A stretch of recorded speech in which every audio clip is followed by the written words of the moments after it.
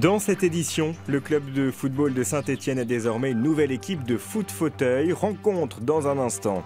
Également dans ce journal, le point sur les réservations hôtelières à Lyon à 3 semaines de la célèbre Fête des Lumières. Mais avant cela, un constat au goût amer. À l'approche des fêtes de fin d'année, la facture du saumon s'annonce salée. Explication.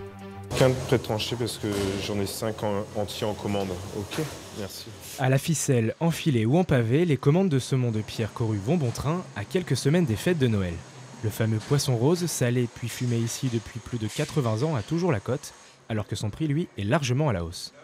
Une personne qui va prendre un saumon comme ça va payer par rapport à l'an dernier 8 à 10 euros de plus. Quelqu'un qui va vouloir un saumon de 2 kilos, ça va faire une bande dans les 80 euros, donc ça commence à faire un sacré budget. Fini donc les belles heures du saumon bon marché. En cause, la baisse de production exceptionnelle des principaux pays exportateurs, le Chili moins 15 et la Norvège moins 5%, face à une demande mondiale annuelle de 10%. Résultat, les cours du saumon à Oslo s'envolent. Alors, ce graphique il reprend l'évolution du prix du saumon sur les 4 dernières années.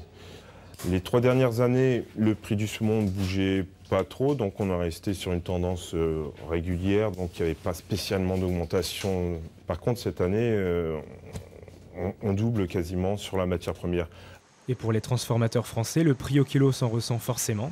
Chez cet artisan boulonnais, plus 6 euros en un an.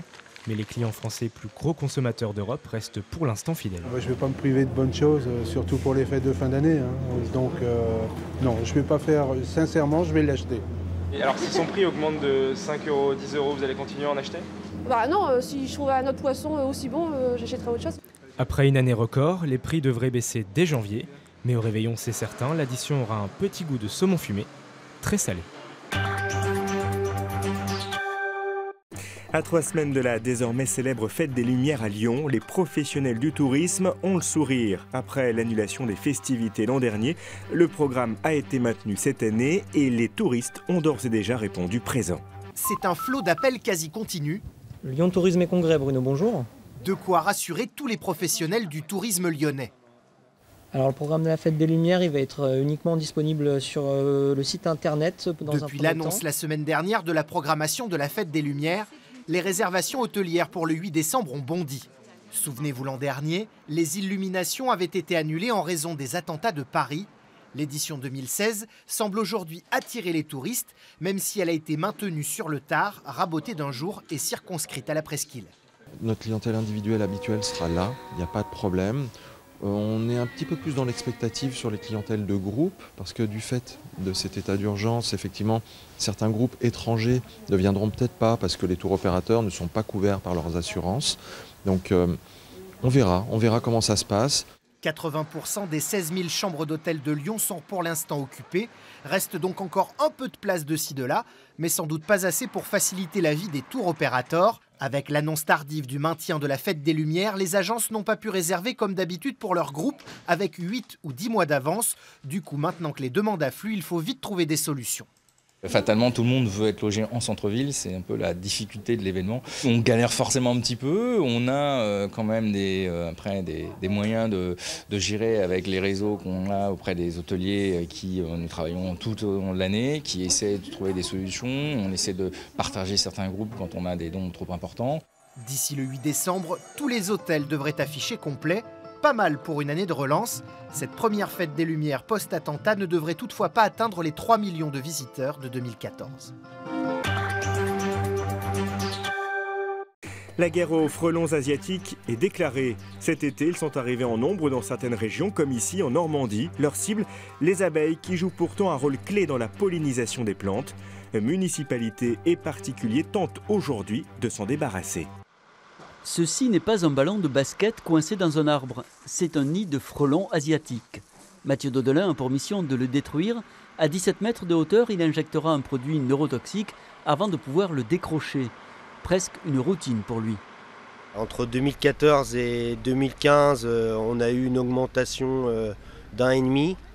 Mais là, cette année, on est quasiment passé on a triplé le nombre d'interventions. Un nid peut contenir 4000 frelons, dont 500 fondatrices. Ce sont elles qui partent au premier grand froid pour reconstruire d'autres nids. Il faut donc agir vite. En ce moment, je fais pas mal d'interventions en hauteur car tous les nids qui se trouvent dans les arbres, pendant la période d'été, avec les feuilles, personne ne pouvait le voir. Georges Octon, lui, les voit de près, de beaucoup trop près. Les frelons asiatiques ont attaqué ces ruches cette année. Oui, il n'y a plus de ça l'abeille, il n'y a plus grand-chose. Ils viennent se nourrir des larves et du miel, parce qu'ils adorent le miel. Un véritable fléau pour la biodiversité. Un fléau pas assez pris en compte par les pouvoirs publics. Les pompiers n'interviennent plus, sauf danger avéré, et rien n'oblige les propriétaires à faire détruire leurs nids. On a ça dans son jardin, en haut, d'un érable sycomore à 20 mètres de hauteur. On se dit, après tout, je vais faire attention avec mes petits-enfants, puis adieu va. C'est à l'État de prendre en conséquence des arrêtés pour que chaque déplacement, ça soit gratuit pour le simple particulier. Voilà ce que je demande. De 65 à 350 € l'intervention, cela peut démotiver les propriétaires. Cependant, certaines communes prennent en charge une partie des frais. Alain Castel, lui, veut continuer à alerter. Il va bientôt écrire une lettre au ministre de l'écologie, Ségolène Royal. Refermons cette édition avec du handi-foot et une grande première. Le club de Saint-Étienne possède désormais sa propre équipe de foot-fauteuil. Un check pour saluer l'équipe adverse, en l'occurrence des joueurs de la SSE. Dans ce match de foot-fauteuil, les amateurs sont pros et les pros deviennent amateurs. Bien galéré. Ah, mais c'est super dur, c'est super sensible et c'est dur à manœuvrer, il faut avoir l'habitude et ouais, je pense qu'on a vu que j'avais pas l'habitude. On est rentré directement sur le terrain comme ça, mais on a une bonne équipe en face de nous donc c'est très compliqué. C'est un grand moment pour nous de jouer contre des joueurs qu'on admire à la télé ou même au stade. C'est un grand jour puisque c'est le lancement de notre équipe de foot-fauteuil à nous. Et se dire, je pense que vous pouvez poser la question à tout le monde, porter les couleurs du club qu'on aime, ça en vient un rêve éveillé. Un rêve éveillé, d'autant qu'ils font désormais partie de la SSE. C'est la première fois qu'un club possède son équipe de foot-fauteuil, une façon de sensibiliser au handicap, mais surtout de permettre la pratique de ce sport. C'est très difficile quand on est handicapé, arriver à trouver des moyens pour pratiquer son sport, c'est très difficile. Il faut savoir qu'un fauteuil de foot-fauteuil coûte 18 000 €. Là, nous, on va en acheter dès le départ 5 pour leur permettre de pratiquer. Donc voilà, ça fait des chiffres qui sont assez importants. L'équipe baptisée ASSE Cœur Vert et Ovi entrera en compétition à partir de février. En attendant, elle ne boude pas son plaisir contre les joueurs professionnels. J'ai mis 1 but à Loïc et 3 buts à Jessie. Bon, j'ai arrêté de compter là, mais on en a pris pas mal. La SSE CVE s'est d'ores et déjà fixé un objectif, monter en 3e division.